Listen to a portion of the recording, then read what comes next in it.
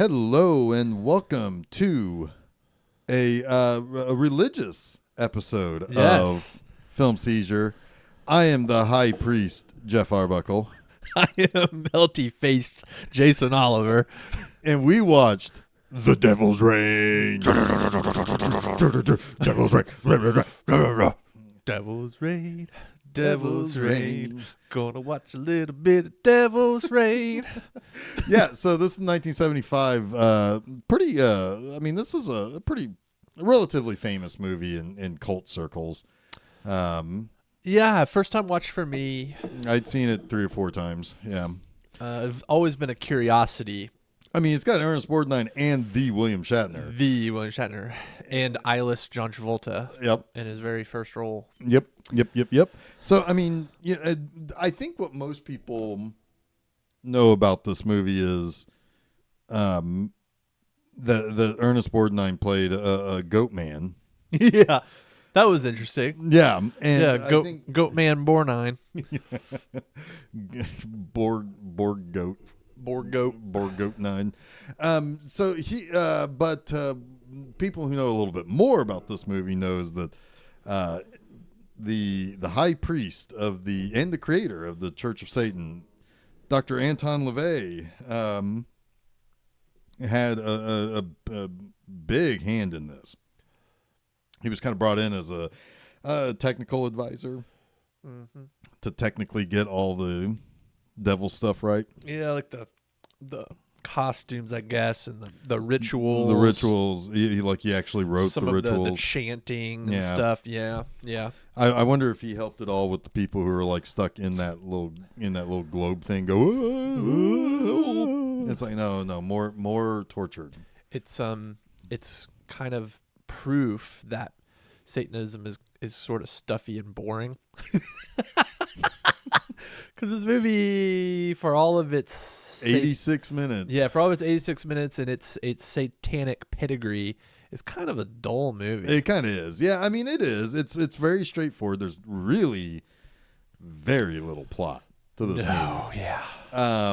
So what you have is it's basically like a Capulets and Montague type of story where you have you have William Shatner is the son of these 2 people who live out in the desert, and they have a book that's been passed down through the generations that for the past 300 years or so, this guy named Corbus, who is Ernest Borgnine, he wants that book. Yep. They say that a lot. Yeah. I want that book. book. Where's the book? Where's the book? I want that book. I ain't giving you the book.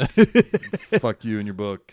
Book you in bookity your book hole. Book. Yeah, fuck you right in the book hole. And so basically, the book is got a bunch of satanic stuff in it. Yes. It's got the names of all the people that Corbus had turned over to Satan. Mm-hmm. And if he has the book, he can deliver the souls that he's taken from these people to Satan.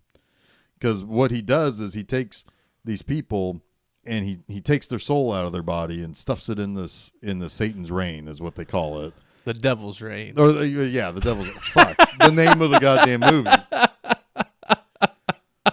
Wow. Satan, devil, tomato, tomato. Right. I mean, like, they were 2 separate entities in Ghosts and Goblins. And who knows what Mephistopheles or Beelzebub and all those guys are. Like, what are they? Are they devil? Are they the Satan? Did they, what? Yeah, see, that's the problem. All right, to finish your synopsis, there's the Devil's Reign, which is this jar, basically. It's a of the vessel souls of the that souls are taken out of the people who are just left as eyeless, shambling worshippers and slaves. They're like turned into basically husks of people. Right. They melt real good. But that's weird. So I think my biggest problem with the movie is it's there's no mythology really. There's that little bit, and there's a flashback to them when they were like Satanist Pure pilgrims. Pilgrims, yeah. But there's no like explanation of what all of this means, what Corvus really it is. doesn't really seem like this is a world. This is not. Is he tricking all these people into giving them their souls, or some doing it willfully? And why would they do it willfully? Well, yeah, it's not like with this he's going to take over the world. Right. It's It's not a very like, small story. like most occult type movies that deal with that sort of idea of signing your soul over to the devil is you get something in return.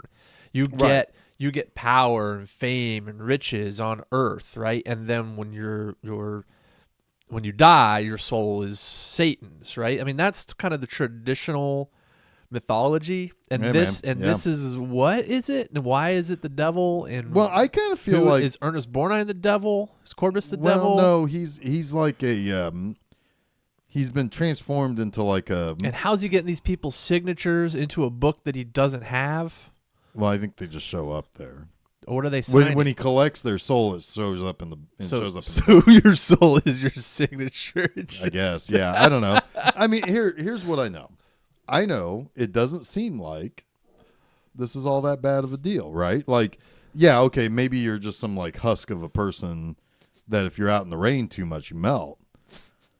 But like, it seems as though also you get to live in a pretty bitchin' like ghost town. Yeah, great in ghost the town desert. in the desert. I mean, it's luxury. Isn't it? Yeah. And I mean, like that whole In a scenery boarded looked up really church nice. with one nice stained glass window. Yeah, you got that one bitchin' goat's head stained glass. Seems like a I great don't know, life, man. Sign me up. Put me in your devil book. Yeah, man. I mean, Gouge my eyes out. Well, no, they just go away. They just go away. It's not disappear. gouge. Yeah, they don't gouge. They out. just disappear. You become a husk person. Yeah, you just kind of like you just roam about. You don't really have to do anything except for go to mass. I mean, It does kind of remind me of Phantasm, though. I mentioned that when we were watching Yeah. it. That the concept of, that you turn into something else.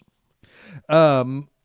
No, there's really not much to this movie. Nope. It's more interesting.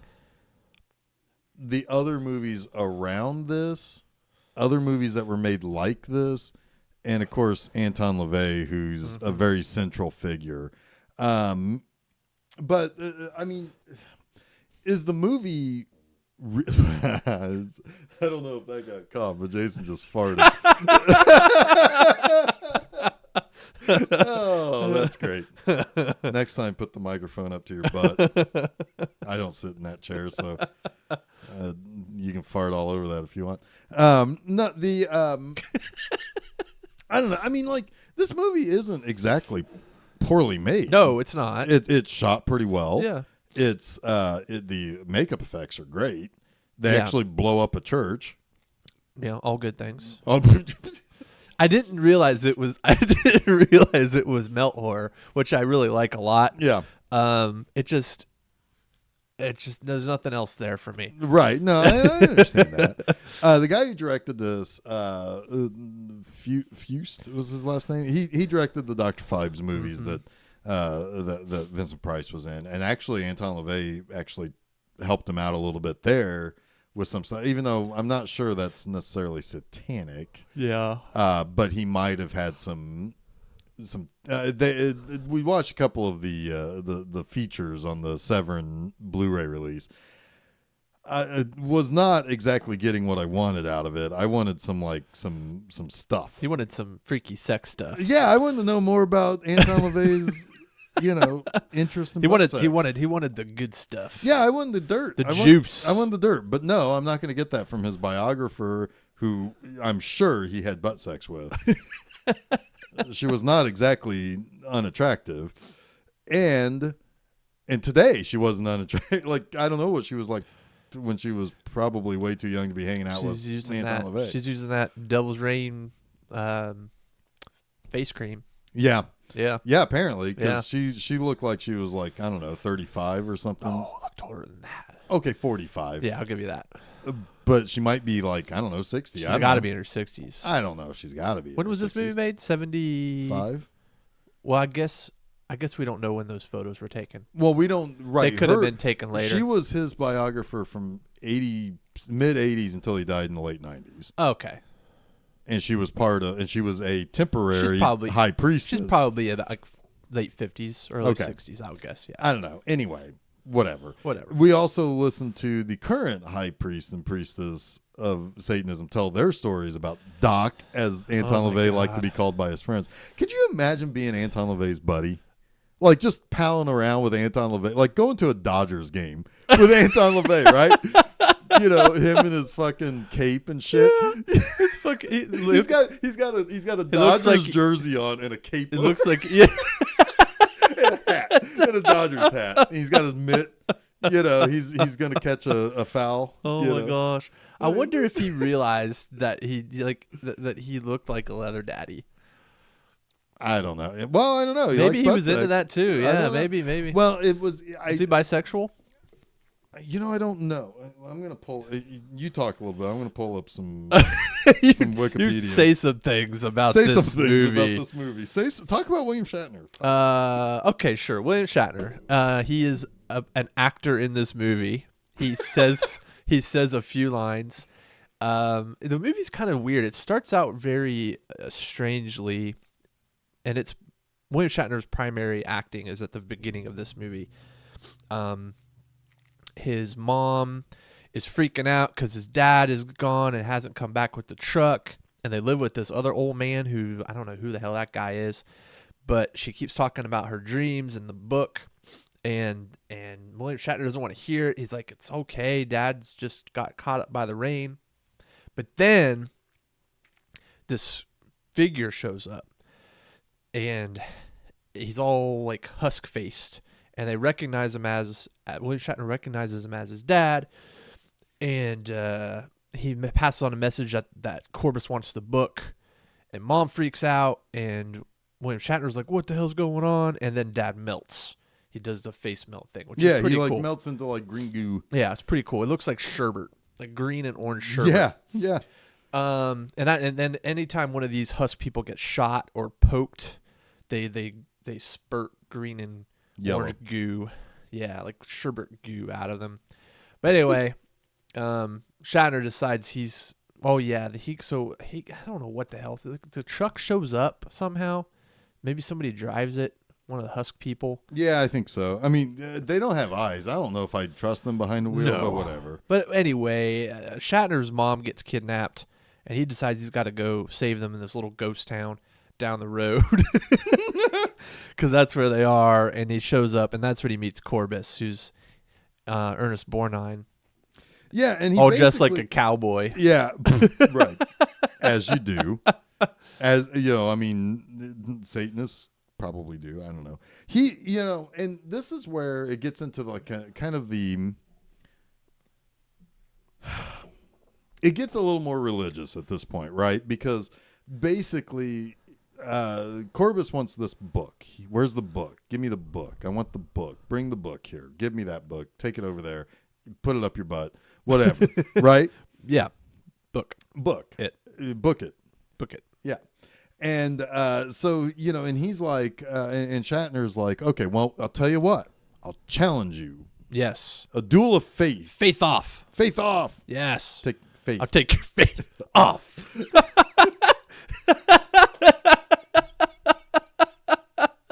Well, that just made the episode. Oh, boy. I'll take your faith off. Faith off. And he got John Travolta in the movie. Amazing. So he, so he's like, okay, I'll tell you what, I'll take whatever you throw at me, Corbus, and if I come out unchanged and unwavering in my faith in whatever Christian faith he had, then you release the souls of my mom and dad, my mommy and daddy. Give me my mom and dad. And Corbus like, agreed, absolutely. Sure, let's do this. You can leave too freely, no problem. But if I win and my faith proves to be stronger, I get you. What do I get? And he says the book. He's like, and you. And you. And like Shatner's like, oh fuck, okay, I guess. You know. Yeah. So they have I'll faith off. I'll give you some signatures from some Star Trek 8x10. That'll be worth something. And then the book. But anyway, so Shatner loses. Yeah. In a couple of ways he loses. First, he realizes that his mom's been turned into one of the husk people, and he's like a little freaked out by that, and then he gets tempted a little bit by Lilith, the Satanist goddess of like delight and butt sex. I don't know. He also he's got a medallion that his mom gave him to wear. That as long as he wears it, he can't be hurt. It's a crazy cool medallion, and Corbus tricks him. He makes him think he's wearing a snake around his neck. So Shatner takes the medallion off, the amulet or whatever. Amulet. Is that amulet? Amulet. And so he really is taking off the amulet, and he's no longer protected. And then Corbus takes his soul. Pretty much. Yep. Makes Shatner a husk face. Yes, and so so the prosthetic that's used had to be made from a cast of William Shatner's face. Now, of course, everybody who knows anything about the Halloween movies knows that Michael Myers' mask is a painted white Captain Kirk mask with very hollow eyes. Mm-hmm. Well, that mask was created by Don Post, I believe, for the purpose of selling a Captain Kirk mask, and it was made from the cast that was made from him getting his husk face, which then, of course, down the line was bought by whoever it was that John Carpenter sent out to get the mask and painted white. Yep. And boom, there you go, Michael Myers. And it's creepy because Shatner does sort of look. It's like almost like an inverse Michael Myers. Yeah, it's weird. He even does like the head tilt thing when he's looking at Tom Skerritt. Hey, yeah, Tom Skerritt. Tom Skerritt. Dallas. Yeah, I love Tom Skerritt. He's William Shatner's brother. Sure. Yeah. So, and he's his hot young wife is a kooky. She's like an ESP, like she's a new wave lady. They did not follow that plot line at all. No, but I suspect that Anton LaVey was interested in that sort of stuff, so he was like maybe helped bring that out a little bit more. I don't know. So they're Tom Skerritt and his doctor partner are studying ESP. Yeah. And psychic responses and like in the consciousness. Right. So Julie is Tom Skerritt's wife. I'm pretty sure she was a starstruck like college student that was like in Tom Skerritt's like weirdo new wave mysticism class. Yeah. They meditated together. He taught her to meditate. Right in the butt. Right in the butt. Meditate this. But the only real connection that this ends up having is she sees visions, and right before Tom Skerritt tells her that something happens to his family, she was seeing like flashes of goat Borgnine and stuff. Yeah, and like there was like melty faces. Yeah, and that's it. I thought there was going to be an ESP face-off or something. Yeah, because like she was really going to use her powers or something. What really comes out of that is that Eddie Albert, who is the buddy of... Wait, was that Eddie Albert? Yeah, Eddie Albert was the buddy of Tom Skerritt. And they are both interested in metaphysical stuff.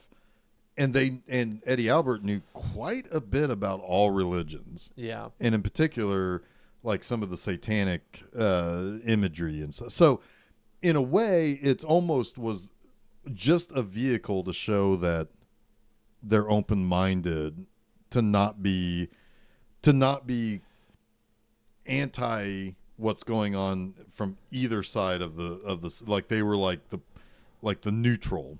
Sure. Yeah. They had an understanding of this stuff. So because like at one point Eddie Albert's got the chest of souls, or which is what I think Christians would call that.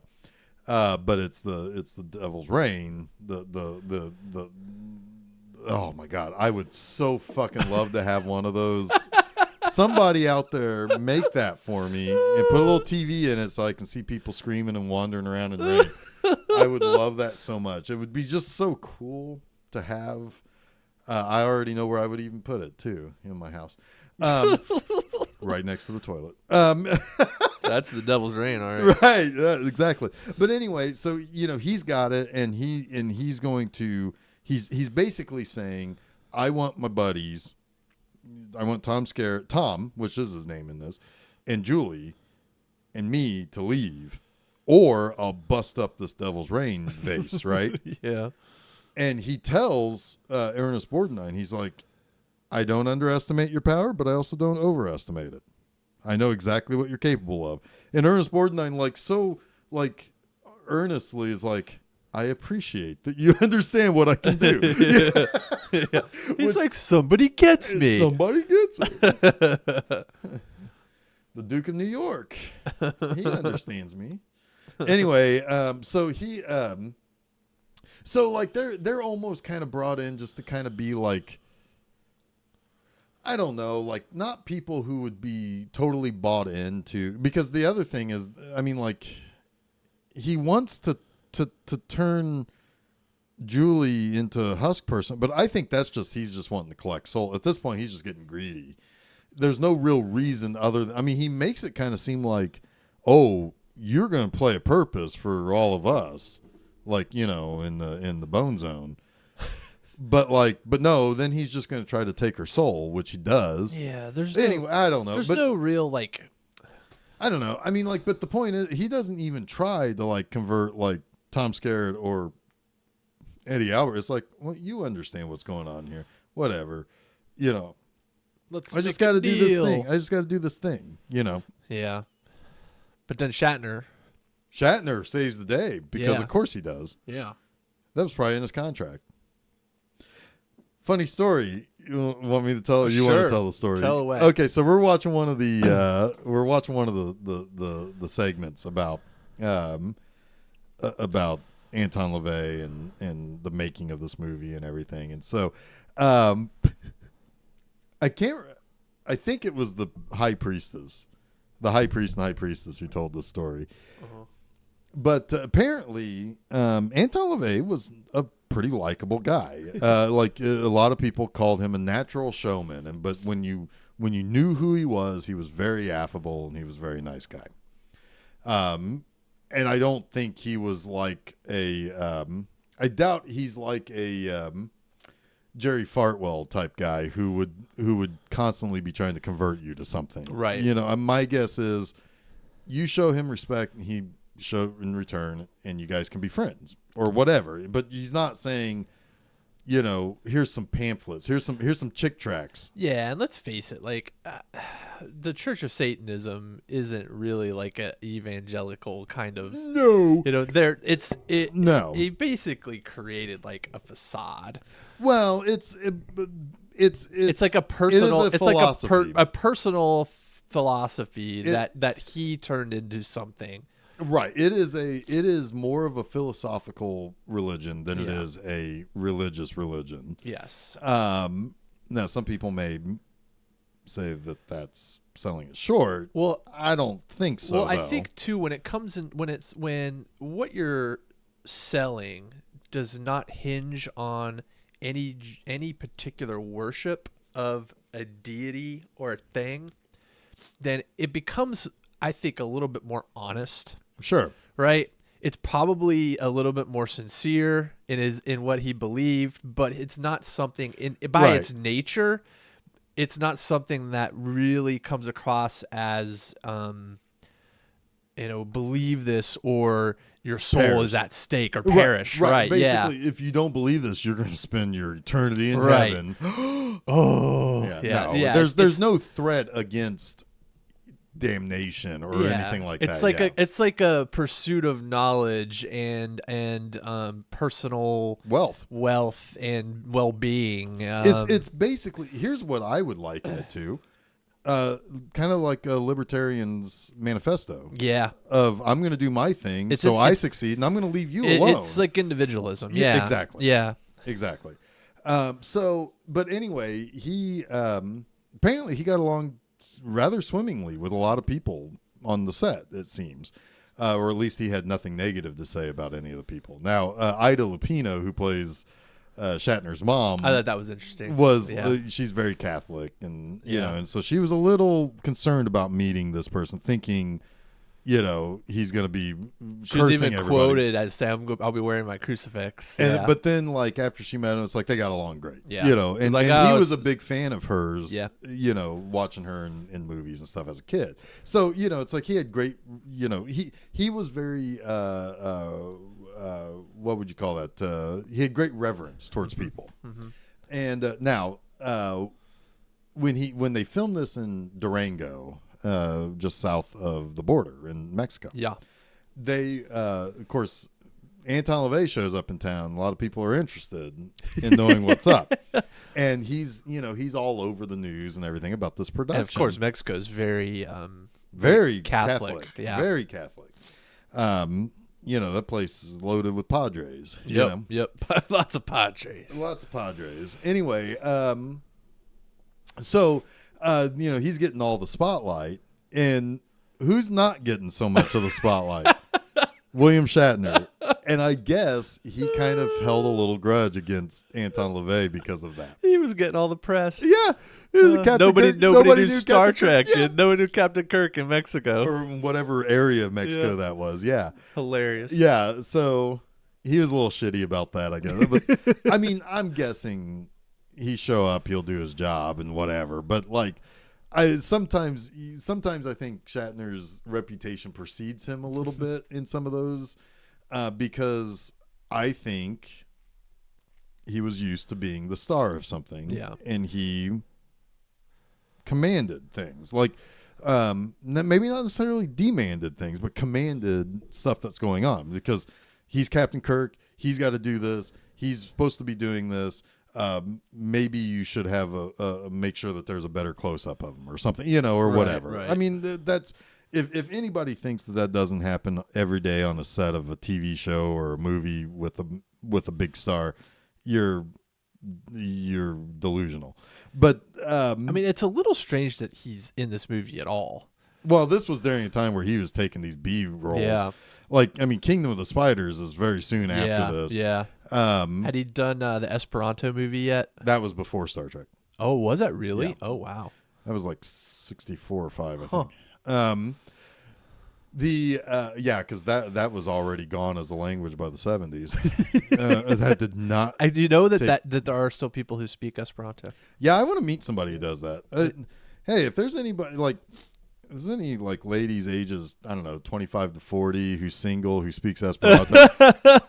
I'll take you out for, a dinner and some coffee or something. I want to hear this. I want to hear about this. I want to hear why you wanted to learn this. Like, I understand why some people learn Klingon, for convention circuits and stuff. It's like, I get that, right? But Esperanto, it's like, you're not going to meet many other people in your lifetime who speak that. I want to know why. I think it's kind of, I don't know. I don't know why they do, but I think people still believe in the philosophy of it, that it could be a universal language. Sure. And, yeah. I mean, now I'd also be interested in somebody who could speak Aramaic fluently, because it's like that was a language. That was a legit language that was spoken by many, many people in a region that's gone now. Yeah. It's like, why would you want to learn that? Fuck it, I'm going to learn Esperanto. Do it. I'm going to do it. Do it. I bet it's going to sound an awful lot like a lot of languages anybody can learn in high school just mixed together. Probably a lot of Romance and Germanic stuffs. But is there a Rosetta Stone for that? I don't know. We should check it out. That'd be funny. Oh, Google Translate added it in 2012. Yeah. Well, translate. See if go. Wow! Out of all the articles on Wikipedia, the Esperanto Wikipedia is the 32nd largest. Really? Yeah. So go into Google and translate the title of this movie into Esperanto. I don't know how to do that. Hold on. Okay. Well, I shall wait. Meanwhile, I am going to talk a little bit more about Star Trek. No. No. I mean, here's the thing. It's like, I appreciate this movie for one reason. Two reasons, really. One, it's like I said, it's kind of well constructed, even though it's it's very dry. For a movie with rain in the title, for it to be dry is kind of ironic. But it's a movie that is kind of comes out at a time. There was about a 10-year span from the mid 60s into the mid to late 70s where you had production companies like Hammer making movies. Hold on. Whoa! What was that? Hold on. This is The Devil's Rain in Esperanto. La demonie pluvas. Ooh.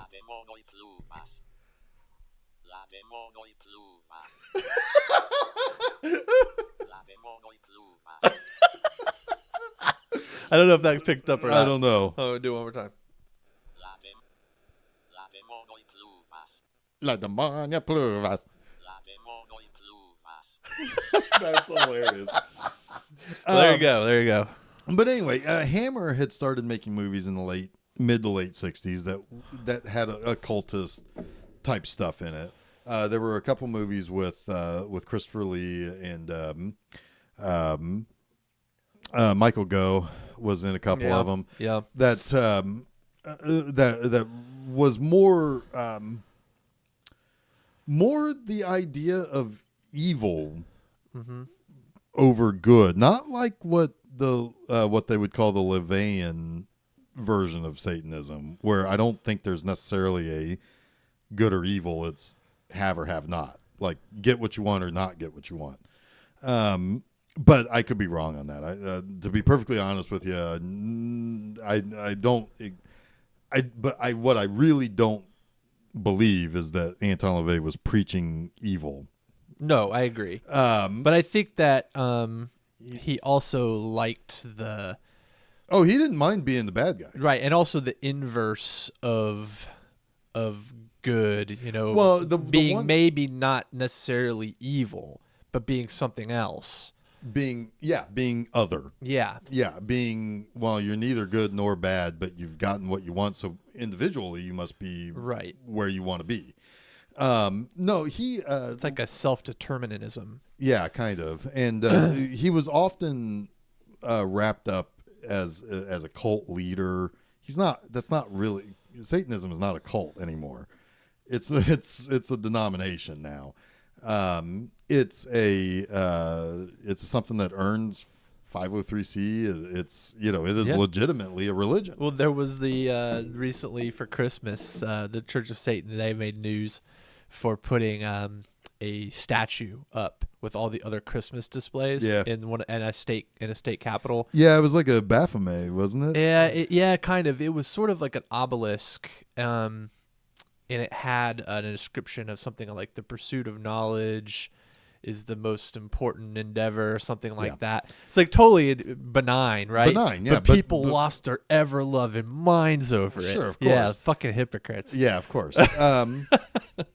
Right, which is funny because you don't often hear Wiccans or Druids or Satanists calling foul or on things that would ultimately peg them as hypocrites. Right, but that's why I love that they do that because they're doing it to be subversive.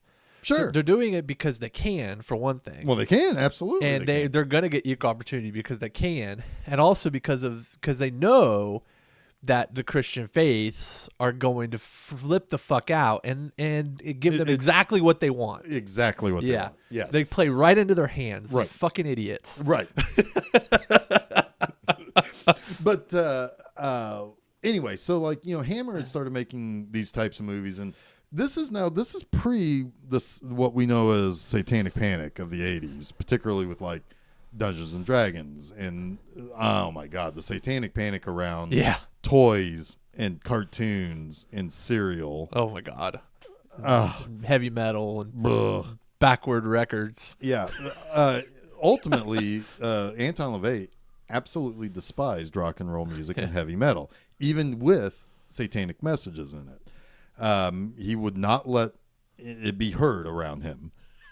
So it's like there's another subversion of the trope, But but anyway, but once you got into the early 70s, then the big monumental moment was The Exorcist. Yeah. And now everybody's chasing after an Exorcist type movie. So there were all sorts of opening the doors, if you will, to further satanic stuff. Shortly after The Devil's Reign, you had The Omen. So, it's like it was stuff that ultimately I think helped build the satanic panic. Oh, for sure. Because it was now in the pop culture, and like whenever somebody would say they liked the movie The Omen, that gave something a Christian would say, see, they're opening their minds and their hearts to this idea. Right. Fuck off. So anyway, this kind of comes at that time, and a lot of those movies are at the very least interesting, if not pretty good. Yeah. So this movie is at least interesting.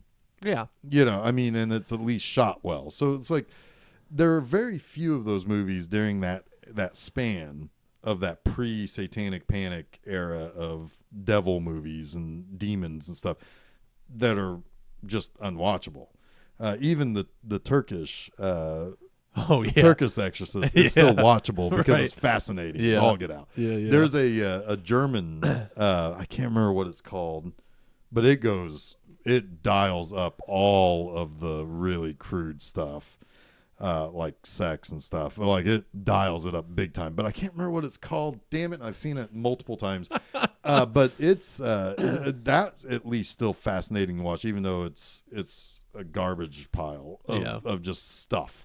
Whatever we can get this pretty girl to do and say to be uneasy towards everyone watching and feel dirty, it's fascinating. Anyway, I signed up for the Church of Satan this morning, by the way.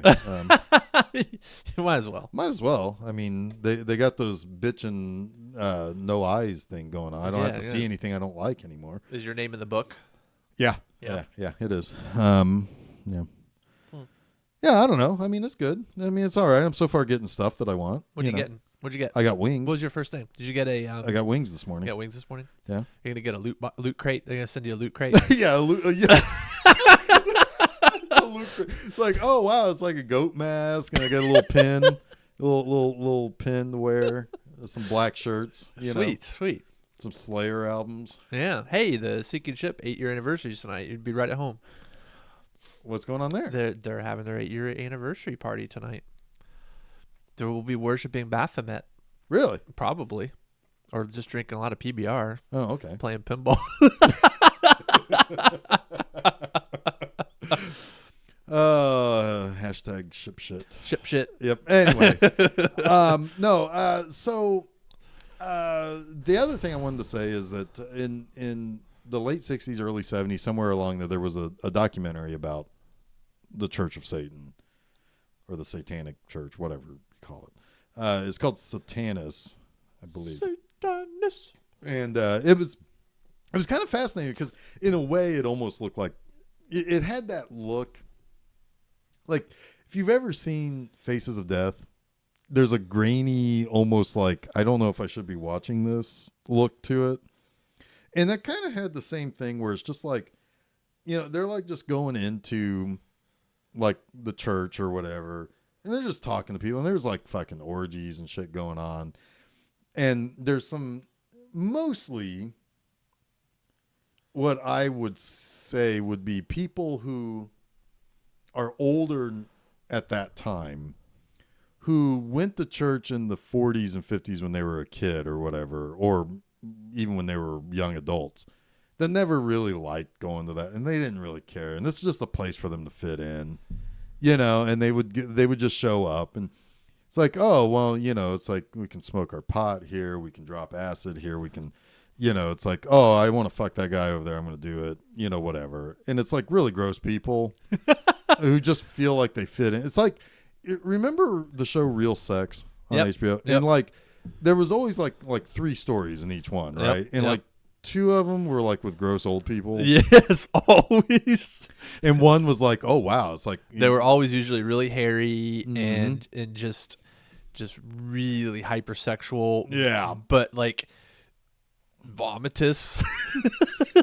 Let's put it this way: the women, like, somehow you didn't know where the hair on the top of their head and their pubic hair began and ended. Yes. You know, and it was all gray. Yeah. Anyway, they're free spirits. yeah. Oof. And they were always doing gross shit too. You know, it's like Grandma, stop. I always like the Something. ones where they combine it with some sort of tantra Oh, or meditation. God, yes. Yeah, all these people were part of And Church of they Satan. would do like jiggly dances Oh, God. and Oh, my God. mantras and stuff, all naked and bushy. Yeah, floppy all over the place. so floppy, Yeah. like all sorts of skin so- flopping everywhere. Yeah, and so It almost looked like the end of Of the Devil's Reign. Yeah, like they're all melted off. melty, Yeah. melty skinned. Yeah. Well, these people are also in Satanists, and they're, you know, and they're just like, this is where you really got the impression. It's like, because they're talking to people, and you expect. I think what the documentarian was expecting them to say was stuff that you would have heard the Manson clan to say, right? Like, you know, we're gonna bring down society, blah, blah, blah, you know, or whatever, Yeah, right? like they think they're night slasher or something. Exactly. Yeah. Like they're going to bang their axes together. Yeah. But they, you know, so they're just like normal people. Now, some of them might be tripping balls or whatever, you know, or stoned or drunk or whatever. But they're just saying like, I get to come here. I don't have to deal with anybody's like judgment of me. I get to hang out with people who feel the same way I do, and I get to do some fun stuff. And you know what? I get to go home, and nothing else is expected of me. So I come back the next week, and I come back tomorrow, or I come back, you know, whatever. And it's just like people just finding a place they fit in, Right. And like, of course, Anton LaVey is like getting off on the idea that he looks evil, right? Yeah. But then they're talking to him, and it's like, yeah, you know, it's like you just come here and you get to experience what you want. You take away from it what you want, you know. And it's like always people clump him in with like. Cults and stuff. He's also a showman too. So Exactly. So what he's doing is creating a presence. Yes. And making something that has an identity through a visual identity. And yeah, I mean, so then of course that all kind of goes then and ends up becoming, you know, piercings and black leather and pentagrams and capes and Iron Maiden and albums. And right.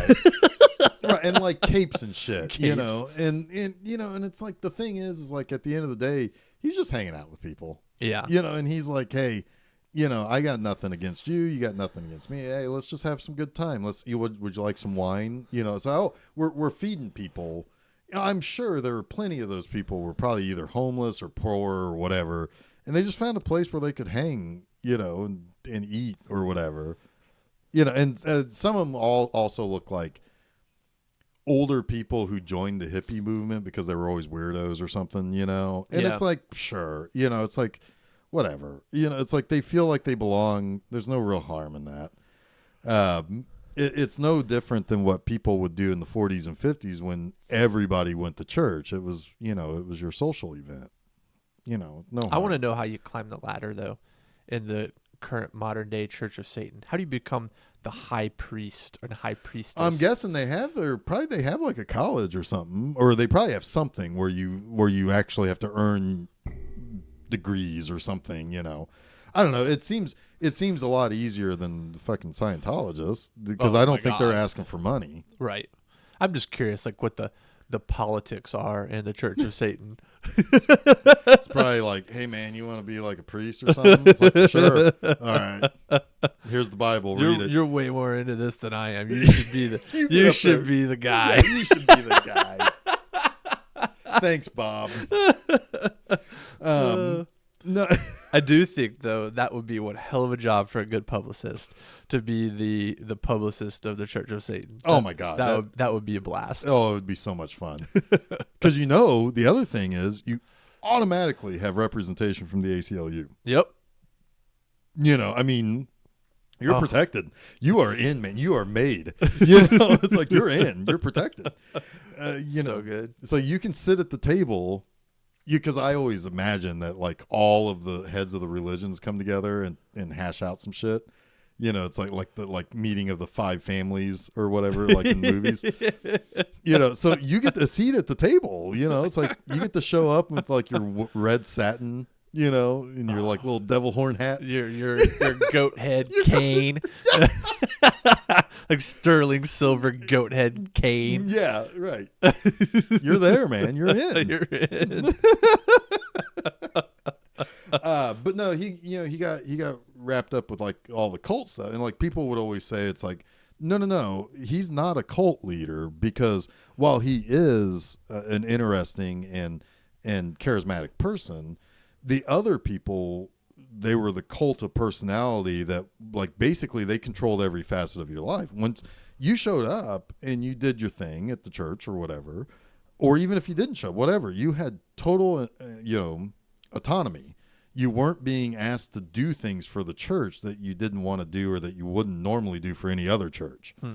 So it's like people were constantly trying to get people to understand that it's like, no, Anton LaVey is not asking you to go out and slaughter a goat or kill people or whatever.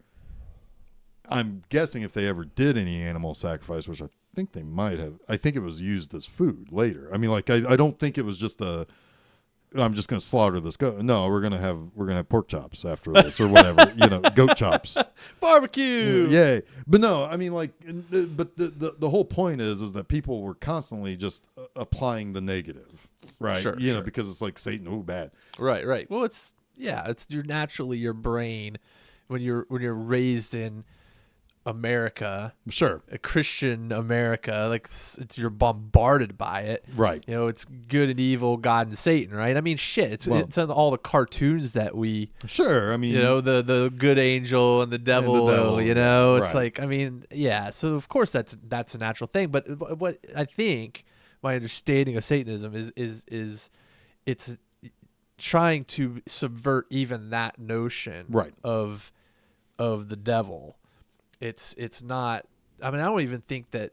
I don't even think that they have. I don't even think that they believe that Satan is a real thing. I'm not sure that they even have a deity because it's self what do they call it? Self deionizing. I'm pretty sure that you are the master of your own and life, and basically. That they don't even believe in God, therefore don't even believe in a literal Satan. Right.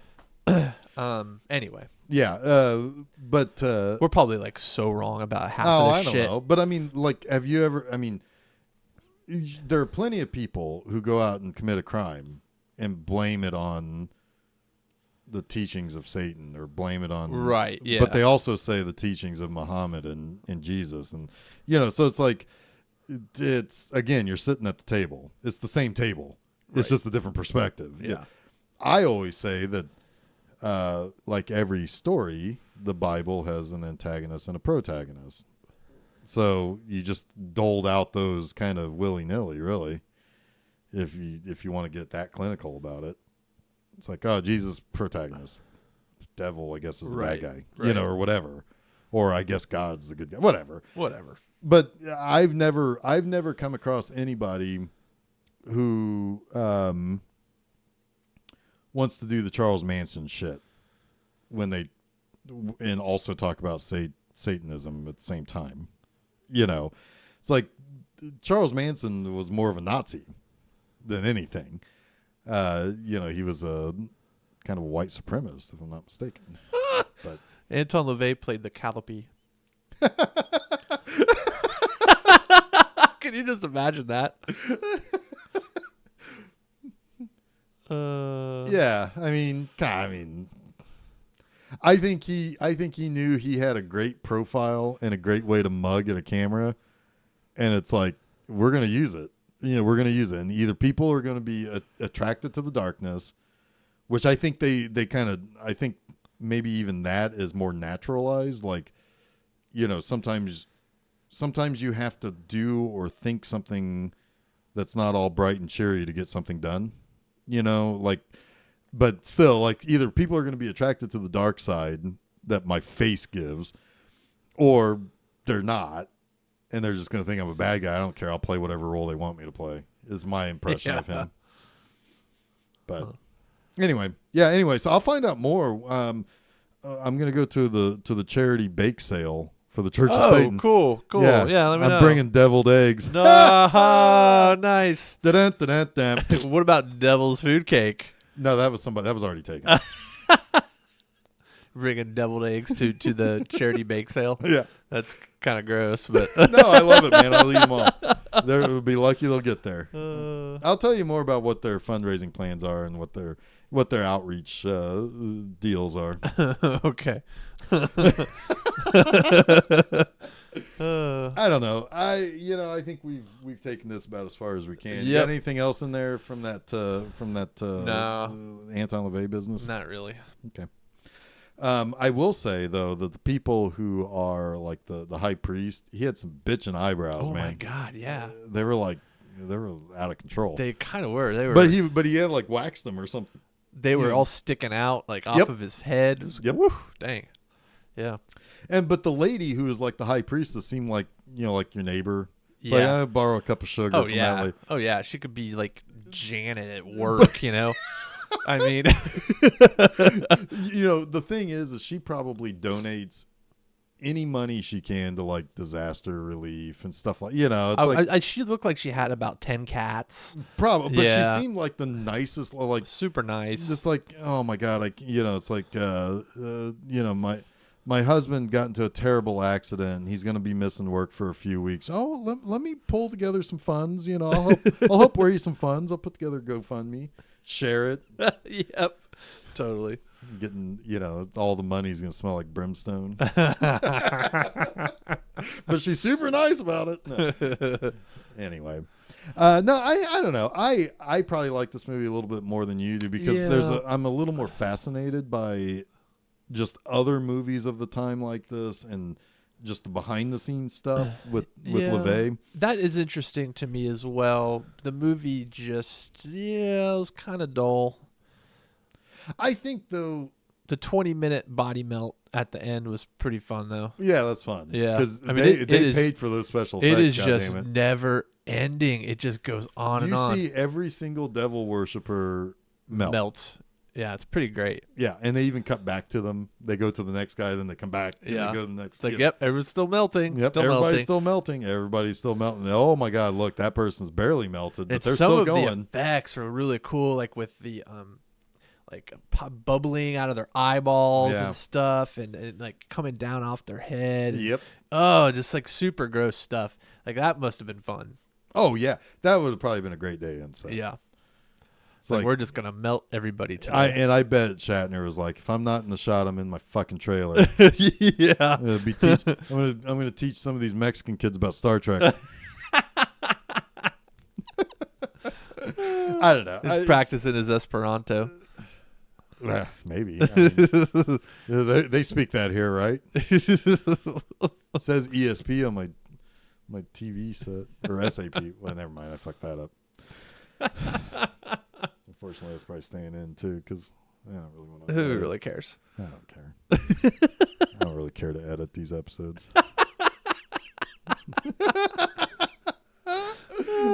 Anyway, if you happen Maybe to that's be, what they meant about ESP in the beginning. It wasn't extrasensory perception. It was Esperanto. Oh my God, that's Yep, amazing. yep. Maybe Maybe. she knows Esperanto. It was kind of funny though when she was like seeing like the past, and she was just like in the shot, like just hanging out, like sitting on a stair. Yeah. That was weird. It was weird. It's like I don't think you needed her there. I'm just observing. Yeah. Yeah. It would have been great. You know how that would have been that much better is if like Corbus is like, and you, and like points her, and it's like he can see her. That would have been cool. That would have been bitchin'. That would have been cool. That would have been creepy. That's the other thing. This movie doesn't have any scares. There's no scare. But then again, though, it's like I don't think Anton LaVey would have gone for it if there was maybe spooky. but it wasn't scary No, at all. It didn't even try to be. no, Which is weird. no jump scares. No, I mean, there's a mood to it. There's certainly Yeah. atmosphere. Yeah. The soundtrack is pretty good because there's constant moaning and constant like whatever. But yeah, I don't know. Yeah. I don't know. It's not a horror movie, really. No, not really. It's a religious drama Yeah, with the With a body goat melt man. with a body melt climax and a goat man. and a goat man. who is Ernest Borgnine Yes. in goat makeup. That's amazing. Sausage fingers. The sausage fingers. That guy won an Oscar. He did. Yeah. And then he turns into a goat man. Goat man Borgnine. All right. Yeah. Anything so else I you don't like know. that? You know what? I'm feeling pretty good about this. Yeah. Next time, I don't remember what we're talking about next time. We'll be talking about a movie next Wednesday. Yeah, it might be. I don't know. I think it's Black Hole. Ooh. It's either Black Hole or Black Hole Videodrome. Those are coming up, Yep. but I don't remember which order. Okay. I think it's Black Hole though. All right. It's Black Hole now. Well, I guess. I mean, I don't know. If it's not, surprise! Surprise. The devil made me do it. Sorry. Anyway, so go out, hug a Satanist. Yeah. You know, they're not bad people. They're not bad people. Get to know a Satanist. Get to know Satanists. Share, have conversation. Show up at the bake sale that Jeff's going to. Yeah, They'd be glad to have you. yeah. Yeah. Raising money for people who are homeless or something. Probably, I don't know. Well, they probably have all the Baphomet molds. Oh my God! I want a Baphomet cake. Cake mold. Little goat head ice cube trays. Yes. Oh my God, that would be. Oh God, that would be hilarious. Anyway, no, I recommend if you have any curiosity about like, you've probably heard of this movie or you're curious about like the authenticity of it. Really, because I mean, Anton LaVey was there to say yes, this, no, that, whatever. Maybe check it out. It's 86 minutes. Bring a Red Bull with you. But yeah, check it out. It's worth at least watching people melt. That's true. So, all right. Well, until next week, you can always stop by Facebook and Twitter. It's at Film Seizure. Every Wednesday and Monday we have recordings for you to hear on filmseizure.com. Wednesdays, of course, are our episodes of the actual Film Seizure podcast. Then on Mondays, we've got my own personal spin-off, little 15 minutes talking about monsters. It's called Monster Mondays, and it's presented to you by Film Seizure. Yes. Yes.